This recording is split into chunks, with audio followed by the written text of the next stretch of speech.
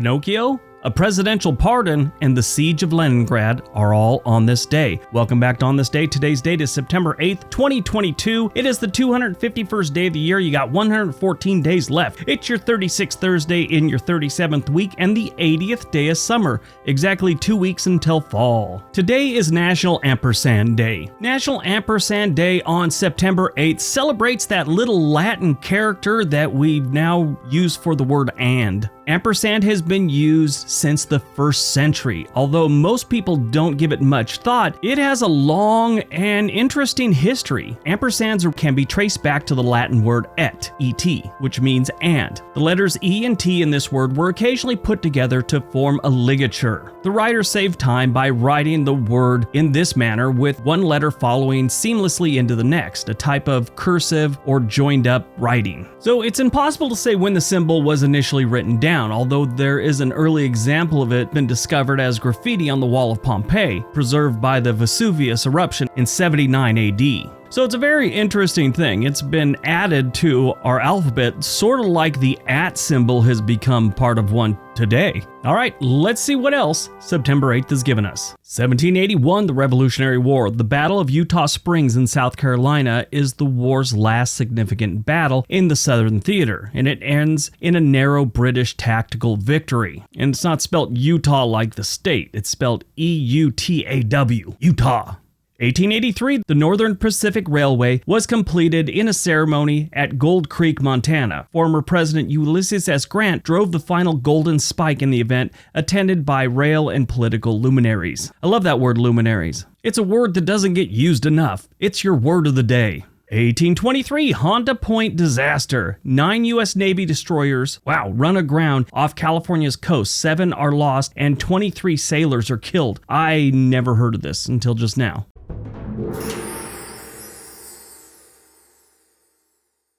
So I did some research, and this is a very interesting situation or event. Back in 1923, the U.S. Navy had all these new destroyers that had just come out. This was like the first batch of major naval hardware we had put out since the end of the First World War. These ships, I'm sure, would have seen some serious action, about 20 years from this point, as World War II would have kicked off. So this squadron of destroyers were going through its sea trials, and they were testing them out to see how they would do. And at this point, they hadn't really been brought up to full speed. And then they got a mission, or the okay, to do a test at full speed. And they were to leave San Francisco Bay and basically, at best speed, head to San Diego. Now, at the time, radar really wasn't a thing. They were using the naval standard of dead reckoning. But they were also using a new technology to kind of aid them in their navigation called radio direction finding. This was new technology, and the captain of this squadron, I guess, wasn't on board with it. He didn't really get it. He was an older gentleman, so, I'm one of them now. New technology, sometimes it's hard for us to grasp. We just kind of go with what we're used to and what we know. Well, they had some conversations along the radios that they really weren't sure where they were and a couple different things, and then bad weather hit. The seas got a little rough, and they were in thick fog.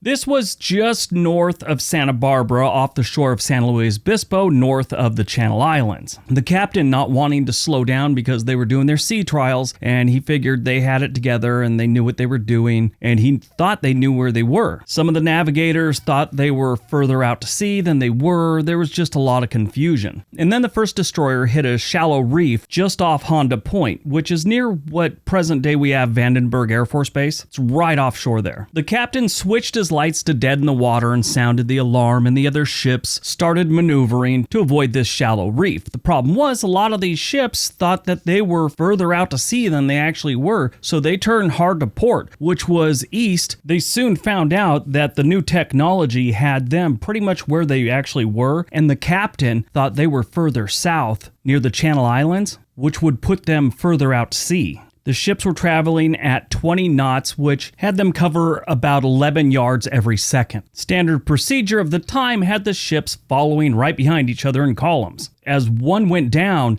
as everyone adjusted, it created more problems. At that speed, it would take less than a minute, probably about 40 seconds, to get to the spot where the ship in front of you was. In the end, the ships that were lost was the USS Delphi, USS SP Lee, USS Young, Woodbury, the Nichols, Fuller, and the Chauncey. All of these ships were maybe 5 years old at the time. 2 others had light damage, and 5 ships avoided damage altogether. That is a lot of metal going to the bottom off the shores of California. In the end, faced a Navy court-martial board. They were charged with negligence and inefficiency to perform one's duty. The court-martial ruled that the Honda Point disaster was directly attributable to bad errors and faulty navigation by Captain Watson. Watson was stripped of his seniority, and 3 other officers were admonished. Those officers who were court-martialed were all acquitted, though. Pretty much they blamed Captain Watson. 1935, U.S. Senator and Louisiana luminary Huey Long is fatally shot in the Louisiana State Capitol building. That guy was definitely a character. Very corrupt. 1941, World War II. German forces begin the siege of Leningrad. This was an amazing battle of World War II. I mean, it was horrific, but a lot of interesting stories came out of this, including Vasily Zaitsev, who is one of the best snipers that was ever to be. I mean, in modern combat, he was one of the best. And what's interesting is he never shot normal soldiers. He only shot officers. At least that's how the story goes. You never know what really happened. But he said a good sniper's position was not worth the average foot soldier. He wanted to get someone important. 1960, in Huntsville, Alabama, President Dwight D. Eisenhower formally dedicates the Marshall Space Flight Center, which NASA had already activated the facility on July 1st. Took a while for the president to get there. 1966, the landmark American science fiction television series Star Trek premieres with its first aired episode, The Man Trap. 1974, the Watergate scandal. U.S. President Gerald Ford signs the pardon of Richard Nixon for any crimes Nixon may have committed while in office. 1986, Nicholas Daniloff, a correspondent for U.S. News and World Report, is indicted on charges of espionage by the Soviet Union. Movies released on September 8th, today, Pinocchio. This is a live-action CGI adaptation of Walt Disney's classic animated tale of Pinocchio. It was written and directed by Robert Zemeckis, and it stars Tom Hanks. I did not know this, but the story of Pinocchio was a children's book called The Adventures of Pinocchio, and it was published in 1883. Born on September 8th, 1941, Bernie Sanders, independent politician who was elected as a U.S. Senator from Vermont in 2007. He previously represented Vermont in the House of Representatives from 1991 to 2000. He is the longest-serving independent in U.S. congressional history. He launched a campaign for the 2016 presidential election, asking others to join him in his political revolution. He lived in Brooklyn, New York, and was son of Polish Jews. He received his BA in political science in 1964. He served as the mayor of Burlington, Vermont from 1981 to 1989, and he has described himself as a democratic socialist.